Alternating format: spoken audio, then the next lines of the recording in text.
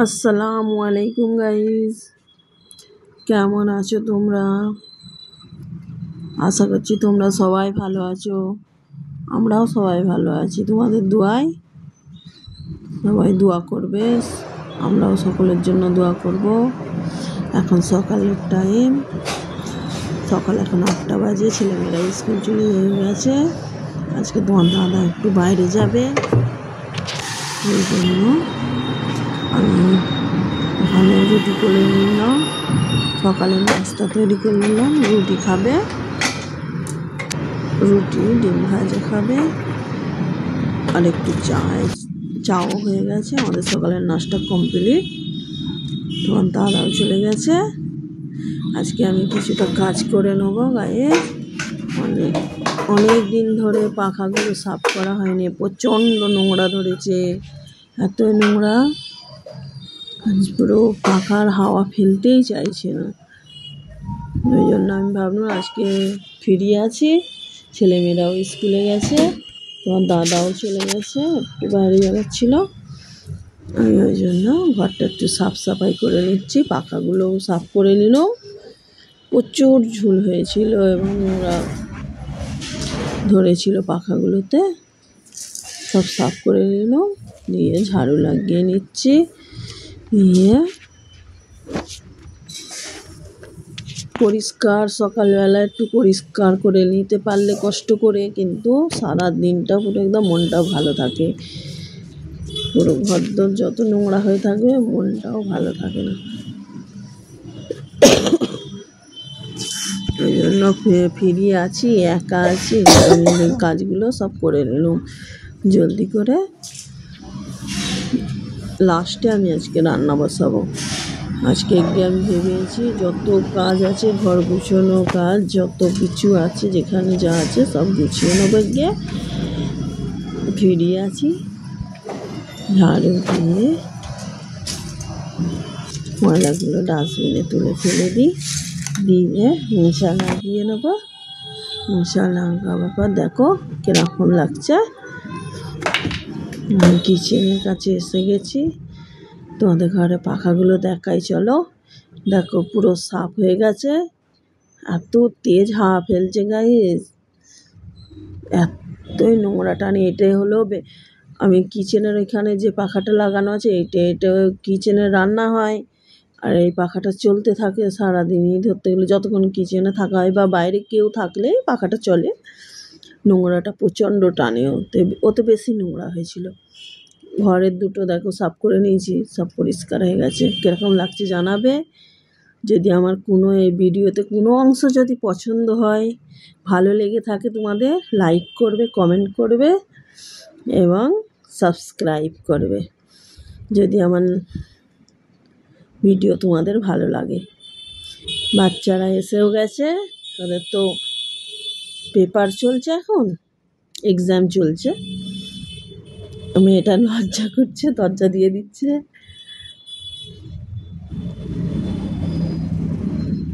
চলো, ওরা তো এসে গেল। ওরা এসে একটু জামা কাপড় চেঞ্জ করবে, একটু ফ্রি হবে বসে হাওয়া।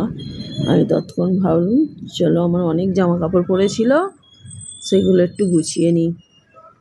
এখন প্রেস করবো না, সব গুছিয়ে এমনি রেখে দেবো।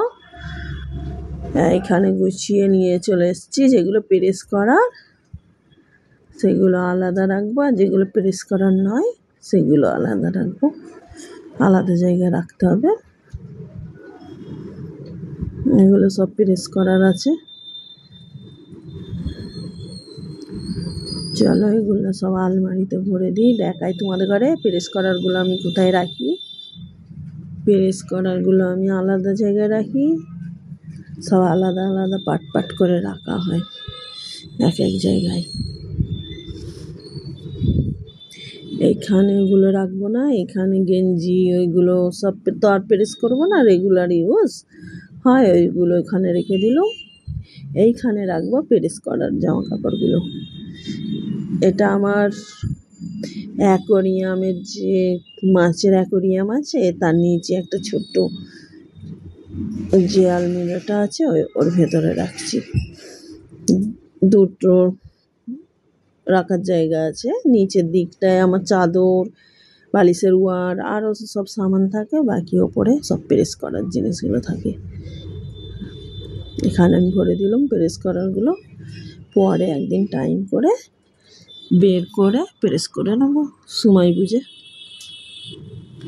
চলো এবার কিচেনের এখানে কি সব পড়ে আছে দেখি, ওখানে এগুলো সব গুছিয়ে ফেলি। আজকে খালি গুছানো হলেই কাজ, খালি গুছোবো। আজকে আগে রান্না করবো নি ভেবেছি, রান্না আমি শেষেই করবো। গুছন গাছান লাওয়া ধোয়া সব কিচ্ছু কমপ্লিট করে গোসল করে তারপরে লাস্টে রান্না করবো। এখানে কিন্তু ভাত বসিয়ে দিয়েছি আগে, কেন ভাতটা হতে টাইম লাগে, ওই জন্য ভাতটা করে নিয়েছি, করে রেখে দিয়েছি। এখানে কুকারটা ধুয়ে ওপর করে দেওয়া ছিল, ওটাকে বন্ধ করে রেখে দিলাম। শর্ট জায়গা গাইজ, আমার কিচেনটা খুবই শর্টের মধ্যে, সেই জন্য আমাকে খুবই গুছিয়ে গাছিয়ে ঠিক করে রাখতে হয়, যেটা সেটা রেখে দিতে পারি না। কুকারটাকে লোকে বন্ধ করে রেখে দিলাম, ওর ওপরে ফের একটা হাঁড়ি রেখে এবার এখানে সব টিফিন বক্স সব গুছিয়ে ফেলবো, সব রেখে দিয়েছি ওখানে। চলো দেখো ছেলেটা এসে এবারে ও কিছু খাবে না, ওকে একটু বাজারে পেটিয়েছিলাম, ও বিরিয়ানি এনেছে, ওরা দু ভাই বোনে বিরিয়ানি খাবে। এটা ওদের সকালের ব্রেকফাস্ট হচ্ছে স্কুল থেকে এসে। এখন বাজে 12টা, এখন বিরিয়ানি খাচ্ছে যেহেতু, ওই জন্য রান্নাটা একটু দেরি করেই চাপাবো। আজকে ওরা ভাত খাবে না, ভাতটা আমার জন্য চাপিয়েছি। ওরা তো বিরিয়ানি খেয়ে নিয়েছে, ওই জন্য ভাবছি আমি একটু দেরিতে তো রান্না করব। চলো আমি গোসল করে নিই, আমি গোসল করতে চলে গেছি, গোসল করে চলে এসেছি। ফার্স্টে আমি দেখো গাইজ, আমার ওয়াশিং মেশিনটা বহুতই ডিস্টার্ব করছে, ফের ও থেকে জামা কাপড় দিয়েছি আর চলছে না, একটা একটা করে সব কিছু খারাপ হচ্ছে। এসিটা খারাপ হলো, এসিটাকে সারানো হলো, তাও সাকসেস হচ্ছে না, কি হচ্ছে মাঝে মাঝে বন্ধ হয়ে যাচ্ছে, জানি না কি হয়ে গেছে। টোল ফ্রি নাম্বারে ফোন করে কোম্পানিতে বলে ওদেরকে দিয়েই সারাতে হবে, নাহলে হবে না। এসিটাও গড়বড় করছে, ঠিকমতো ওরা সারিয়ে দিয়ে গেছে, সার্ভিস করেছে, কিন্তু তারপরেও এসিটা সাকসেস এখনও হয়নি, মাঝে মাঝে বন্ধ হয়ে যাচ্ছে, আপনি ফের চালু হচ্ছে, কি হয়েছে জানি না, ফের একবার দেখাতে হবে। এইসব মিস্ত্রিরা পারবে না, ওদের টোল ফ্রি নাম্বারে ফোন করে ওনাদেরকে জানাতে হবে, ওনাদের লোক এসে সারিয়ে দেবে এসিটা। আবার ফের আমার ওয়াশিং মেশিনটা একটু গড়বড় করছে, ফের ওইটাকে সারাতে হবে, দেখা যাক সব একে একে সারাই। ইলেকট্রিক জিনিস এমনই গাইজ, কিছুদিন পর সার্ভিস বা কিছু না করালে, অনেক দিন হয়ে গেলে এমন খারাপ হতে থাকে, এমন দিক্কত হয় যে বহুত পেরেশানে পড়তে হয়। এসব জিনিস যখন চলবে তো একভাবে ভালোভাবে চলবে, আর যখন এবার গড়বড় হতে শুরু করবে, খারাপ হতে শুরু করবে, ও বহুতই পেরেশান হতে থাকতে হয়। দেখো এবার আমি রান্না স্টার্ট করতে চলে এলাম।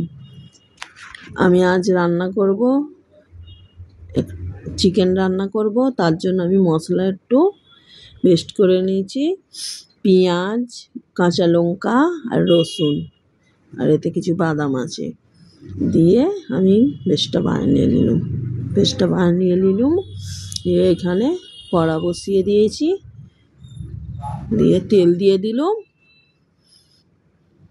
তেল দিয়ে তেলটা গরম হয়ে গেলে পরিমাণ মতনই তেল দিলাম, দিয়ে তেলটা গরম হয়ে গেলে দুটো তেজপাতা দিয়ে দেবো,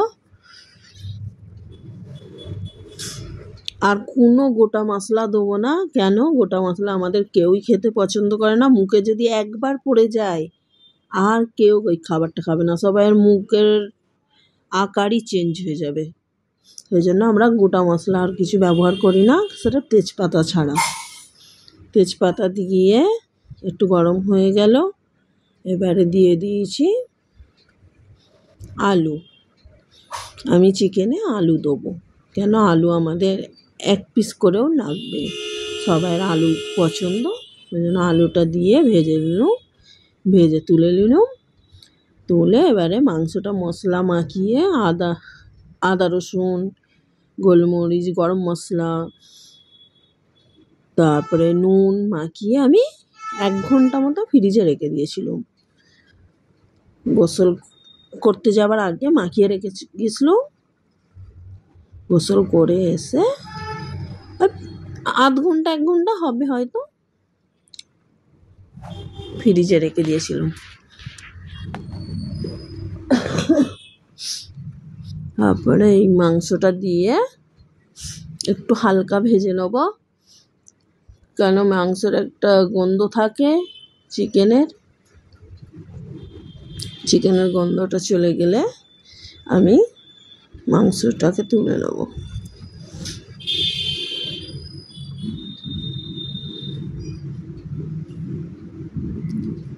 দেখো আলু ভেজে রাখা আছে এখানে পেস্ট যেটা বানানো হয়েছিল সেটা রাখা আছে।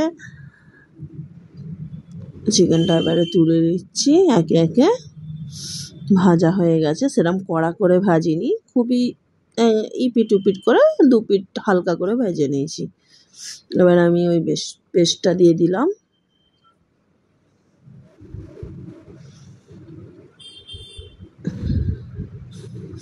দিয়ে এটাকে নাড়তে থাকবো। একে একে সব মশলা দিয়ে দিচ্ছি,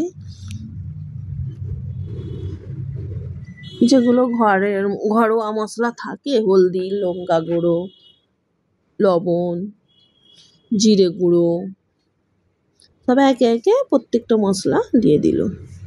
একটু গরম মশলাটা এখন দিইনি, গরম মশলাটা আমি পরে দেবো একদম শেষে।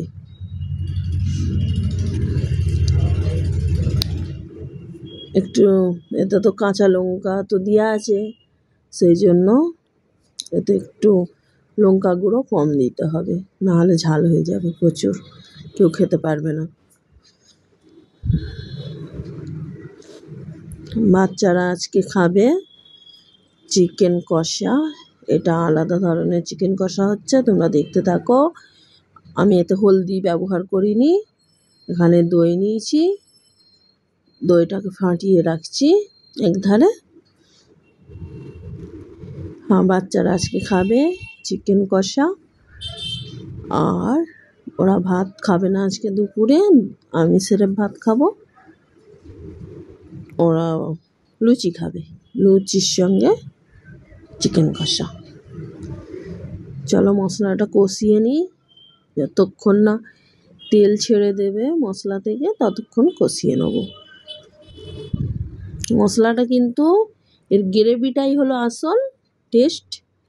তুমি ভাতের সাথে লুচির সাথে পরোটার সাথে রুটির সাথে যার সাথেই খাবে খুব সুন্দর লাগবে। তেল ছেড়ে দিয়েছে মশলাটা ভালো করে কষিয়ে নিতে হবে, কেন এর একটা কাঁচা গন্ধ থাকে, সেটা না গেলে বহুতই খারাপ লাগবে খেতে। আলু দিয়ে ফের নেড়ে নিচ্ছি। তোমরা এইভাবে করে একবার দেখবে কীরকম লাগছে জানাবে। খুবই টেস্টি হয় এই রান্নাটা, খুব ভালো, খুবই অল্প মশলার মধ্যে, শরীরের জন্যও ভালো। চিকেনটা যেটা ভেজে রাখা ছিল সেটা আমি দিয়ে দিলাম, দিয়ে একটু কষিয়ে নিতে হবে।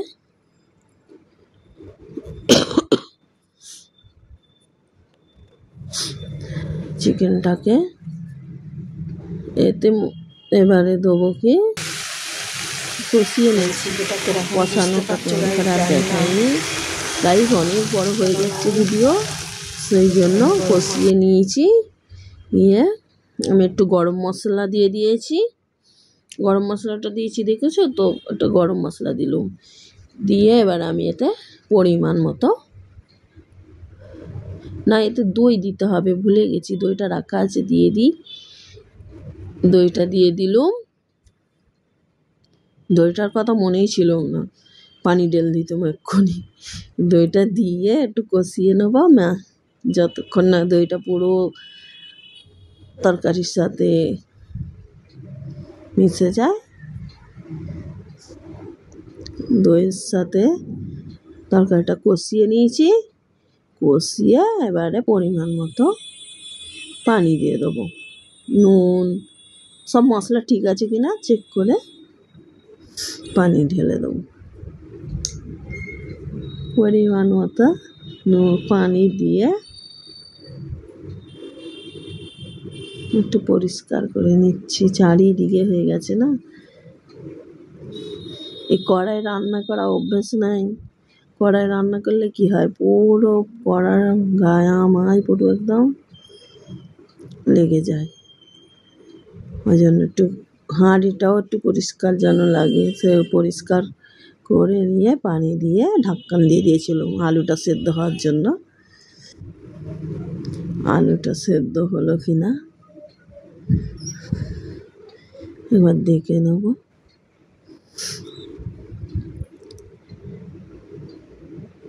এবার আমি এতে দিয়ে দিলাম ফ্রেশ ক্রিম, এটা আমার হোমমেড ফ্রেশ ক্রিম। ফ্রেশ ক্রিমটা দিয়ে দিলাম, দিয়ে ফুটিয়ে নেব। আলু সেদ্ধ হয়ে গেছে, কিছুটা ফুটিয়ে নেব।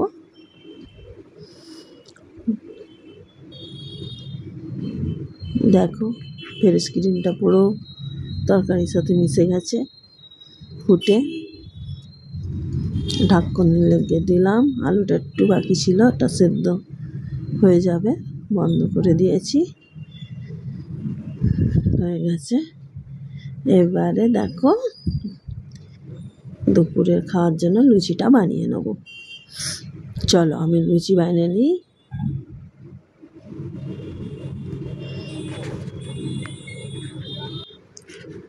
ভিডিওটা কেমন লাগলো তোমরা আমায় জানাবে গাইস, যদি কোনো ভুল হয়ে থাকে মাফ করবে।